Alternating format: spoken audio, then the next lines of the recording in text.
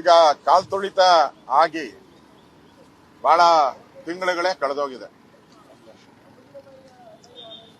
ನಾವು ವಿಧಾನಸಭೆಯಲ್ಲೂ ಕೂಡ ಇದಕ್ಕೆ ಸರ್ಕಾರ ನೇರ ಕಾರಣ ಅಂತ ಹೇಳಿದ್ರಿ.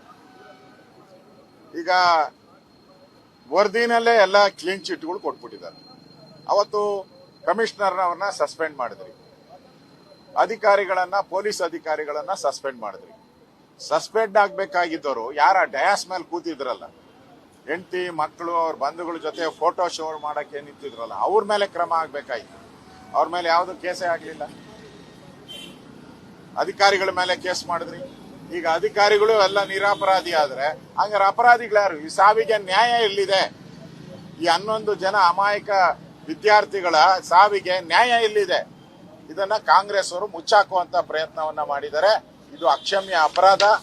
ಇದು ಮುಂದೆ ನಮ್ಮ ಸರ್ಕಾರ ಬಂದ್ರೆ ಇದನ್ನ 100% CBI ತನಿಖೆಗೆ ಕೊಡ್ತೀರಿ.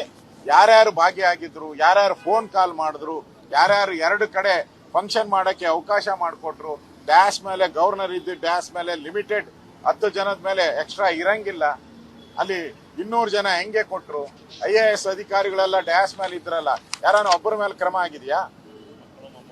ಮೊಮ್ಮಕ್ಕಳು ಅದು ಡ್ಯಾಶ್ ಮೇಲೆ ಮಕ್ಕಳು ಮೊಮ್ಮಕ್ಕಳು ಎಲ್ಲ ಬಂದ್ ನಿಂತಿದ್ರಲ್ಲ, ಅವ್ರೇನ್ ಪ್ರೋಟೋಕಾಲ್ ಇದೆಯಾ? ಪ್ರೋಟೋಕಾಲ್ ಇಲ್ಲದೆ ಬಂದಿದ್ದವ್ರಿಗೆ ಏನು ಕ್ರಮ ಇಲ್ಲ. ಪೊಲೀಸರ ಮೇಲೆ ಕ್ರಮ ಆಗಿ ಇವಾಗ ಕಣ್ಣೊರೆಸತ್ತೆ ಮಾಡಿ ಅವ್ರ ಮೇಲೂ ವಾಪಸ್ ತೆಗ್ದಿದ್ದೀರಾ. ಅಂದ್ರೆ ಈ 11 ಜನ ಸಾವು ಆಯ್ತಲ್ಲ, ಕಾರಣನೇ ಇಲ್ಲ, ಯಾರು ಕಾರಣ ಅಲ್ಲ ಅಂತ ಸರ್ಕಾರ ಹೇಳಕ್ಕೆ ಹೊರಟಿದೆ.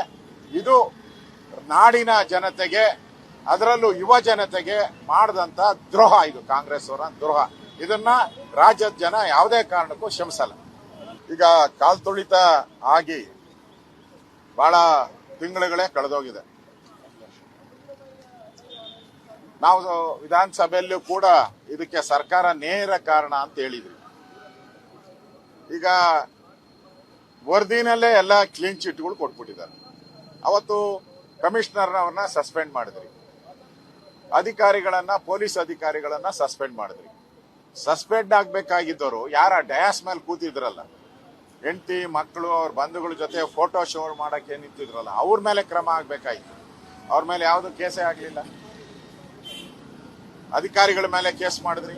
ಈಗ ಅಧಿಕಾರಿಗಳು ಎಲ್ಲ ನಿರಪರಾಧಿ ಆದ್ರೆ ಹಂಗಾರೆ ಅಪರಾಧಿಗಳ್ಯಾರು? ಈ ಸಾವಿಗೆ ನ್ಯಾಯ ಎಲ್ಲಿದೆ? ಈ 11 ಜನ ಅಮಾಯಕ ವಿದ್ಯಾರ್ಥಿಗಳ ಸಾವಿಗೆ ನ್ಯಾಯ ಎಲ್ಲಿದೆ? ಇದನ್ನ ಕಾಂಗ್ರೆಸ್ ಅವರು ಮುಚ್ಚಾಕುವಂತ ಪ್ರಯತ್ನವನ್ನ ಮಾಡಿದ್ದಾರೆ. ಇದು ಅಕ್ಷಮ್ಯ ಅಪರಾಧ. ಇದು ಮುಂದೆ ನಮ್ಮ ಸರ್ಕಾರ ಬಂದ್ರೆ ಇದನ್ನ 100% CBI ತನಿಖೆಗೆ ಕೊಡ್ತೀರಿ. ಯಾರ್ಯಾರು ಭಾಗಿಯಾಗಿದ್ರು, ಯಾರ್ಯಾರು ಫೋನ್ ಕಾಲ್ ಮಾಡಿದ್ರು, ಯಾರ್ಯಾರು 2 ಕಡೆ ಫಂಕ್ಷನ್ ಮಾಡಕ್ಕೆ ಅವಕಾಶ ಮಾಡಿಕೊಟ್ರು, ಡ್ಯಾಶ್ ಮೇಲೆ ಗವರ್ನರ್ ಇದ್ದು ಡ್ಯಾಶ್ ಮೇಲೆ ಲಿಮಿಟೆಡ್ 10 ಜನದ ಮೇಲೆ ಎಕ್ಸ್ಟ್ರಾ ಇರಂಗಿಲ್ಲ, ಅಲ್ಲಿ 200 ಜನ ಹೆಂಗೆ ಕೊಟ್ರು, IAS ಅಧಿಕಾರಿಗಳೆಲ್ಲ ಡ್ಯಾಶ್ ಮೇಲೆ ಇದ್ರಲ್ಲ, ಯಾರನ್ನ ಒಬ್ಬರ ಮೇಲೆ ಕ್ರಮ ಆಗಿದೆಯಾ? ಮೊಮ್ಮಕ್ಕಳು ಅದು ಡ್ಯಾಶ್ ಮೇಲೆ ಮಕ್ಕಳು ಮೊಮ್ಮಕ್ಕಳು ಎಲ್ಲ ಬಂದ್ ನಿಂತಿದ್ರಲ್ಲ, ಅವ್ರೇನ್ ಪ್ರೋಟೋಕಾಲ್ ಇದೆಯಾ? ಪ್ರೋಟೋಕಾಲ್ ಇಲ್ಲದೆ ಬಂದಿದ್ದವ್ರಿಗೆ ಏನು ಕ್ರಮ ಇಲ್ಲ. ಪೊಲೀಸರ ಮೇಲೆ ಕ್ರಮ ಆಗಿ ಇವಾಗ ಕಣ್ಣೊರೆಸತ್ತೆ ಮಾಡಿ ಅವ್ರ ಮೇಲೂ ವಾಪಸ್ ತೆಗ್ದಿದ್ದೀರಾ.